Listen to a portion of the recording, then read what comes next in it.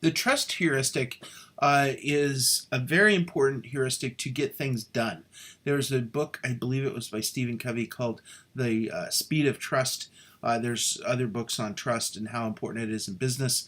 Without trust, it's very difficult to get things done. Now, we can use contracts. We have contractual obligations, but even the contracts are have a level of trust built into them. And so when we start thinking about the trust heuristic or the trust rule of thumb, you're kind of assuming the other party will do what they're supposed to do.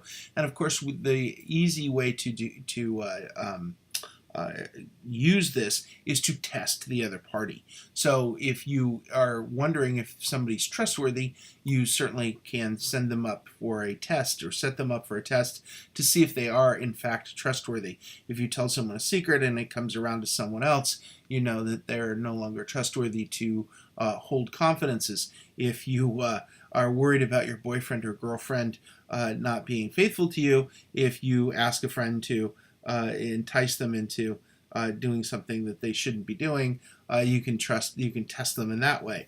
I don't suggest that. I'm just saying that that's an easy way to test whether the relationship is solid. There's all kinds of other tests that you can do. One of which you can do in finance is ask your investment advisor what they think of something by giving them false information and see if they will correct you. So if you know the market went down and the market looks like it's really bad, and you call them up and say the market's really good and I just saw it just skyrocketing up, I think I need to get in, I think I need to go after some more risk, when you know clearly that the market is going down and everybody should be thinking it's a very risky time. And then they just agree with you no matter what you say. You know that you can't actually trust them. They're not looking out for your best interest. They're looking out to just placate you to make the sale. So that's the trust heuristic is pretty easy to test, but we have to look for it in ourselves and in others. Are we just trusting them? Are we too trusting? Is the question here. It obviously makes decisions easier.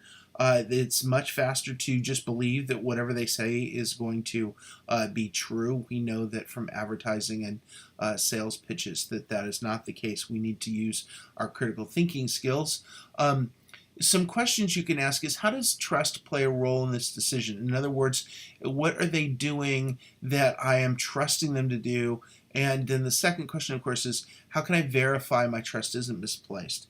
So how can I verify that they are actually fulfilling whatever trust issue, or they're doing what they're supposed to do, and I don't have to just trust them, I can actually verify it.